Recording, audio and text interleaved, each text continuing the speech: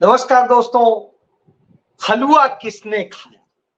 आपने खाया या आपके घर में किसी ने खाया?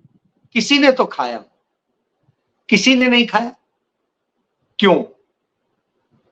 क्यों? आप आदिवासी हैं, आप पिछड़े हैं, आप दलित हैं, आप अल्पसंख्यक हैं, आप वंचित समाज से आते हैं। क्यों नहीं आपको हलवा खाने को मिला? जी हां, क्योंकि आप उस समाज से आते हैं जिसे इस सरकार ने हलवा खाने से रोक दिया है। देश का बजट का एक हलवा बनता है, उस हलवा बनाने के और खाने के कार्यक्रम में 20 अफसर मौजूद थे। 20 अफसर में सिर्फ एक ओबीसी था, एक माइनॉरिटी से था, शेष सारे उस वर्ग से थे जो प्रिविलेज्ड। जी हां, जिसे कुछ लोग सवर्ण कहते हैं, जिसे कुछ लोग अभिजात्य वर्ग कहते हैं, जिसे कुछ अगड़ी जाति कहते हैं और न जाने क्या क्या कहते हैं। बहरहाल हलवा आपको नहीं। हां बिल्कुल, हलवा आपको नहीं मिला क्योंकि आप उनके लिए इतने जरूरी नहीं है।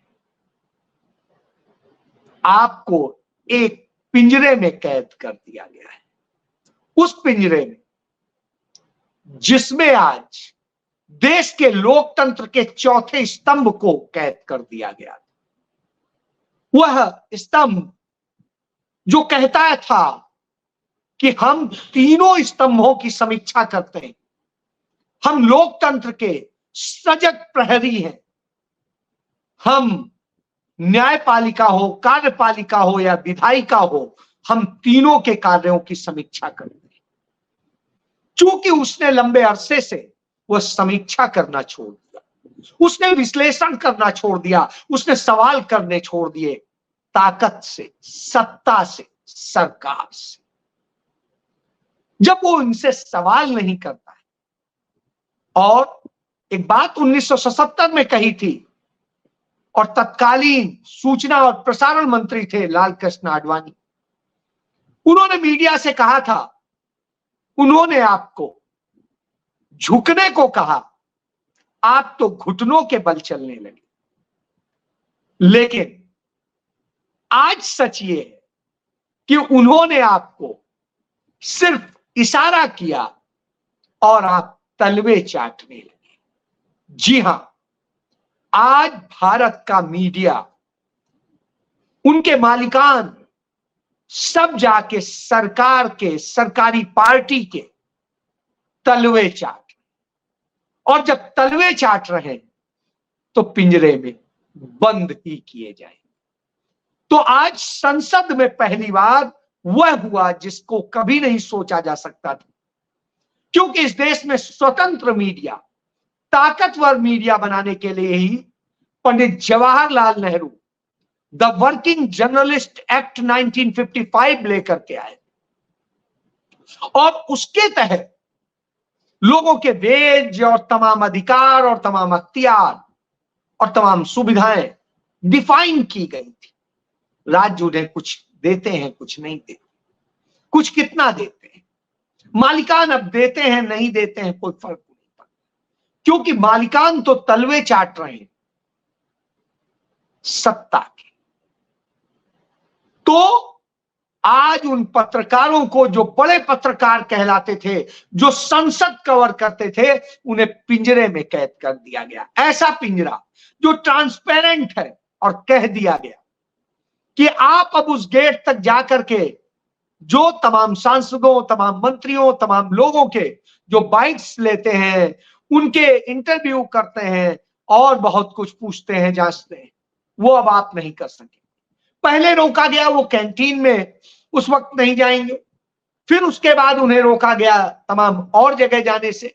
अब वहां कवर करने में ही, जाने में जो है रोजाना तय होता है कि कौन जाएगा कौन नहीं जाएगा, और अब पिंजरे में कैद। आज इस बात को नेता प्रतिपक्ष राहुल गांधी ने लोकसभा में उठाया और कहा इन बेचारे पत्रकारों, तुरंत ओम बिरला ने कहा वो बेचारे नहीं है। राहुल गांधी ने कहा जी, नॉन बेचारे, नॉट बेचारों, पिंजरे से निकाल दीजिए प्लीज। यानी आप पिंजरे में बंद हैं और आपको निकालने की वह शख्स आज गुहार लगा रहा है जिसका आपने ही चरित्र हनन किया, जिसने आपको सब कुछ देने की कोशिश की थी, वह स्वतंत्रता देने की कोशिश की थी, उसको आपने कभी पप्पू बनाया, कभी कुछ और बनाया, कभी बालक बुद्धि बनाया और वही प्रचारित किया, जम के किया। लेकिन आपने कभी बैल बुद्धि प्रचारित नहीं किया। आपने प्रचारित नहीं किया कि कैसे जो विषय नहीं है, जिस यूनिवर्सिटी में देश में इकलौता व्यक्ति है उस सब्जेक्ट में एमए है जो सब्जेक्ट ही नहीं है। अब मैं नाम नहीं लूंगा, उस इंटायर पॉलिटिक्स वाले व्यक्ति का नाम आप जानते हैं। और तो उस इंटायर पॉलिटिक्स वाले व्यक्ति के आगे आप यूं झुक गए, यूं तलवे चाटने लगे। आपने उसकी तहकीकात नहीं की, इन्वेस्टिगेटिव जर्नलिज्म खत्म हो गया। नतीजा है आप पिंजरे में कैद हो गए। आप पिंजरे में कैद हुए और जिस मिडिल क्लास ने उसको प्रधानमंत्री बनाने के लिए, देश में लाने के लिए, देश की सत्ता सौंपने के लिए अपना सब कुछ समर्पित कर दिया, वो मिडिल क्लास उस चक्रव्यूह में फंस गया जो चक्रव्यूह रचा गया इसलिए क्योंकि अदानी अंबानी को बनाना है, उनको सब कुछ सौंपना है, देश का सब कुछ दे देना है, क्योंकि असली मालिक वो, बाकी तो उनके कारिंदे। तो आज उस चक्रव्यूह के बारे में राहुल गांधी ने बात किया। राहुल गांधी ने बात की उस चक्रव्यूह की जिसमें कभी हजारों साल पहले अभिमन्यु फंसा था, और जब अभिमन्यु फंसा था, कुरुक्षेत्र के मैदान में फंसा था, तो जो बनाया जाता था चक्रव्यूह, वो चक्रव्यूह असल में कमल के आकार का होता था, वो उसे दबा लेता और उसमें 6 लोग होते थे जो इंटरनल उसमें होते। और राहुल गांधी ने उन 6 लोगों के नाम बताए, चाहे गुरु द्रोणाचार्य हो, चाहे गुरु कृपाचार्य, चाहे कर्ण हो या कोई और हो। तो आप इससे समझ सकते हैं कि जिस तरह का वो बनाया जाता है, तो वो चक्रव्यूह बनाया गया था और अभिमन्यु को मार दिया गया था। आज भारत उसी चक्रव्यूह में फंसा है, उसके युवा फंसे, दलित, पिछड़े, आदिवासी, अल्पसंख्यक फंसे हुए हैं इस देश के वंचित वर्ग के लोग। और जब यह सब फंसे हो तो उस चक्रव्यूह से निकालेगा कौन, वो चक्रव्यूह भेदेगा कौन, सवाल आ गया। तो उस चक्रव्यूह को भेदने आज लोकसभा में राहुल गांधी मौजूद थे, नेता प्रतिपक्ष के रूप में मौजूद थे, लेकिन नेता सदन जो प्रधानमंत्री भी हैं, वो जब से संसद सत्र शुरू हुआ है संसद से भाग रहे हैं। राहुल गांधी का पहला ही भाषण सुनने के बाद उन्होंने माथा पकड़ लिया था और आज उनका दूसरा भाषण जब हुआ, बजट पर हुआ, तो वित्त मंत्री ने सिर पकड़ लिया। हालात यह है कि उन्हें समझ में नहीं आ रहा, क्योंकि राहुल गांधी ने वो मुद्दे उठा दिए थे जिनसे उल्टा वो फंस जा रहे हैं। वो तमाम जो दिखाते हैं, स्वांग करते हैं, ढोंग करते हैं, उस ढोंग का चक्रव्यूह राहुल गांधी ने आज तोड़ दिया था। राहुल गांधी ने बता दिया था कि कैसे नरेंद्र मोदी, अमित शाह, अजीत डोभाल, मोहन भागवत, अदानी, अंबानी, ये मिल करके एक चक्रव्यूह गढ़ते हैं और उस चक्रव्यूह में इस देश की अर्थव्यवस्था को भी फंसाते हैं, इस देश के युवाओं को भी फंसाते हैं, उनके भविष्य को भी फंसाते हैं। लेकिन राहुल गांधी कहते हैं कि इस देश का युवा उस चक्रव्यूह को तोड़ देगा, वो फंसेगा नहीं। क्यों नहीं फंसेगा? वो मिडिल क्लास जिससे सब कुछ छीन लिया गया है और चंद पूंजीपतियों को देने का काम किया गया है, वो फंसेगा नहीं, वो उसका जवाब देगा। बहरहाल वो जवाब देगा नहीं देगा, लेकिन राहुल गांधी जरूर जवाब दे रहे थे। राहुल गांधी ने बताया कि किस तरीके से किसानों के साथ में जो अन्याय हुआ है, वो सिर्फ एक चीज मांग रहे हैं, वह है एमएसपी। एमएसपी पर लीगल गारंटी, जिससे कि उनके उपज का मिनिमम, मैक्सिमम नहीं, मिनिमम, न्यूनतम मूल्य मिल जाए, अधिकतम नहीं मांग रहे। बाकी चाहे जिस बनिया की दुकान पर चले जाइएगा या कहीं और चले जाइएगा, किसी बड़ी कंपनी कारपोरेट के दफ्तर चले जाइएगा, वहां पर अपने प्रोडक्ट का, अपने सामान का मूल्य वो तय करते हैं और वो बेचते हैं। जो फैक्ट्री माल बनाती है वो अपने हिसाब से तय करती है और वो बेचा जाता है। किसी भी चीज पर देखिएगा तो दाम लिखा होता है मैक्सिमम रिटेल प्राइस, यानी अधिकतम खुदरा मूल्य, लेकिन किसान मिनिमम मांग रहा है, न्यूनतम। और न्यूनतम मूल्य जब मांग रहा हो तो आप उसको वह भी गारंटी देने को तैयार नहीं। और जहां आप घोषित करते हैं, मनमानी करते हैं और उसके बाद में वह कीमत भी नहीं मिलती। स्थिति है इस देश के 15% लोग भी उस जो सरकार घोषित करती है एमएसपी, उस पर अपना अनाज नहीं बेच पाते। चंद रसूखदार बेच लेते हैं, कुछ और बेच लेते हैं। कई राज्य तो उसमें देते ही नहीं, मंडियां ही खत्म कर दी। तो आप इससे समझ सकते हैं क्यों? क्योंकि वो अदानी अंबानी को सौंपना है। किसान कहता है मुझे कुछ मत दीजिए, मेरे मूल्य का जो है लागत का वाजिब मूल्य दे दीजिए, और वही दे दीजिए जो स्वामीनाथन आयोग ने घोषित किया था। खत्म किस्सा, हम आपसे कुछ नहीं मांगते। लेकिन ये सरकार ऐसे नहीं देती। आंकड़े बताते हैं कि हर घंटे 2 किसान आत्महत्या कर लेते हैं। औसत में यदि देखेंगे तो 2 से 3 किसान आत्महत्या कर रहे हैं, और 2 से 3 किसान हर घंटे आत्महत्या कर रहे हैं। उसके बाद हमारी सरकार उनके लिए नहीं सोचेगी। अभी महाराष्ट्र में सिर्फ 3 महीने में 6000 किसानों ने आत्महत्या कर ली। उत्तर प्रदेश में मैं देख रहा था, अकबर नगर एक जगह है लखनऊ में, वहां पर बुलडोज कर दिए गए तमाम घर, तमाम चीजें, दुकानें। एक बेचारा छोटा सा काम करता था, उसकी मशीन जब्त कर ली गई जिससे वो कपड़ा सिलता था, हिंदू था,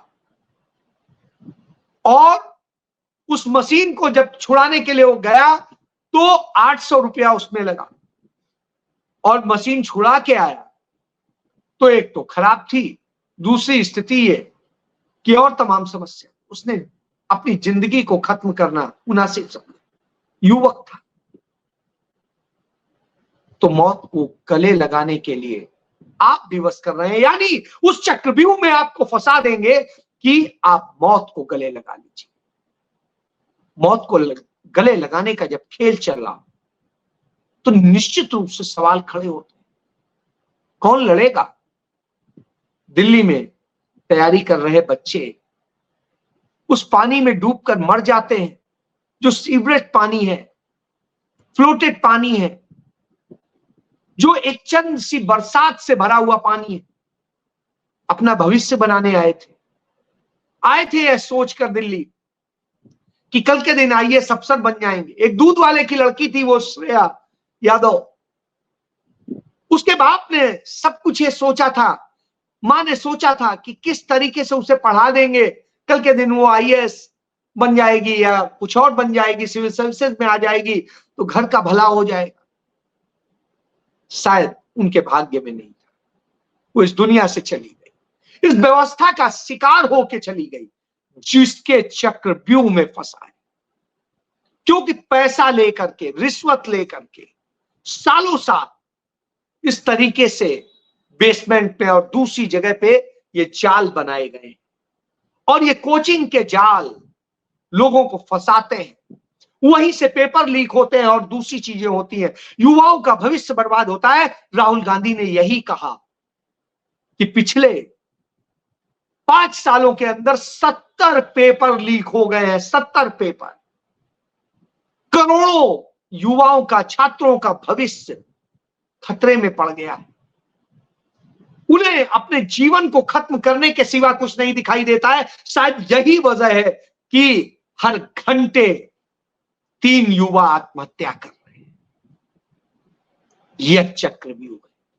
चक्रव्यूह यह है कि उत्तर प्रदेश में सबसे ज्यादा दलित शिकार बनाए जाते हैं। एनसीईआरटी का आंकड़ा कहता है कि उत्तर प्रदेश में सबसे ज्यादा अत्याचार तथाकथित राम राज्य में हो रहा है। डबल इंजन की सरकार में हो रहा है, मोदी की सरकार में हो रहा है। सबसे ज्यादा लड़कियां बलात्कार का शिकार, गैंगरेप का शिकार उसी राम राज्य में हो रही हैं, डबल इंजन की सरकार में हो रही। ये खुद मोदी योगी के आंकड़े कह रहे हैं, मैं नहीं कह रहा हूं। और राहुल गांधी इसीलिए कहते हैं कि उसे इंसाफ दिलाने की जरूरत है। जब राहुल गांधी बताते हैं कि कैसे अर्थव्यवस्था के मकर जाल में जो चक्रव्यूह है उसमें इस देश को फंसा लिया गया है, तो उसके किंगपिन का जब वो नाम लेते हैं, यानी अडानी अंबानी का, तो सत्ता को मिर्च लग जाती है। सत्ता पक्ष के सांसद शोर मचाने लगते हैं, स्पीकर खुद सत्ता पक्ष बन जाता है और वो उस पर आपत्ति करता है। जायज करिए। राहुल गांधी पूछते हैं कि ठीक है, उनके नाम नहीं लेंगे तो किस नाम से पुकारें, किस नाम से कहें, क्योंकि व्यवस्था को तो उन्होंने चक्रव्यूह में फंस A1 A2 कह दें। साहब खड़े हो जाते हैं संसदीय कार्य मंत्री, बचाव में न जाने क्या क्या बोलने लगते हैं, बहरहाल जवाब तो होता नहीं। रक्षा मंत्री राजनाथ सिंह के पास मुस्कुराने के सिवा कुछ नहीं होता है और वित्त मंत्री अपना सिर पकड़ने के सिवाय कुछ नहीं कर सकती हैं, क्योंकि उस फोटो में जिसमें 20 लोग हलवा खा रहे थे, वो भी हलवा खा रही थी। और वो जब हलवा खा रही थी और खिला रही थी, उस वक्त इस देश का पूरा, इस देश के 140 करोड़ लोग उस चक्रव्यूह में फंसे थे। इस देश के 1% लोगों पे, सिर्फ 1% लोगों के पास इस देश की 40% संपत्तियां नरेंद्र मोदी ने सौंप दी। यानी वो 1% इस देश के 40% हिस्से के मालिक बन गए और जो 60% बचा है वो सिर्फ टैक्स देने का काम करता है। जब टैक्स में हिस्सेदारी की बात आती है तो वो जो प्रिविलेज नहीं है, जिसके पास इस देश की संपत्तियों में हिस्सा नहीं है, वो सबसे ज्यादा टैक्स देता है और वही इस देश को 64% टैक्स देता है। जो मिडिल क्लास और दूसरा है वो बाकी की भरपाई करता है और जो वो 1% जो मालिक है 40% का, वो इस देश को असल में टैक्स देता ही नहीं, क्योंकि जो टैक्स वो देता है वो कभी CSR के नाम पे, कभी वो खर्च के नाम पे, कभी किसी दूसरे नाम पर एग्जेम्प्ट करा लेता है। उसका टैक्स खत्म हो जाता है, आपको टैक्स देना। उसकी भी भरपाई आपको करनी पड़ती है। और जब बचता है तो कर्ज उठा लिया जाता है। शायद यही वजह है कि भारत को 250 लाख करोड़ रुपए के कर्ज में धकेल दिया गया है, उस चक्रव्यूह में फंसा दिया गया है। तो राहुल गांधी जिन नान बेचारे लोगों की बात करते हैं, वो नान बेचारे लोग उस पर सवाल नहीं उठाते थे, इसलिए वो बेचारे बन गए और पिंजरे में कैद हो गए। तो आप देखिए हलवा कौन कौन खाता है, लेकिन चक्रव्यूह में सब फंसे हुए हैं और उस चक्रव्यूह को राहुल गांधी कैसे भेदेंगे यह भी देखना होगा। जय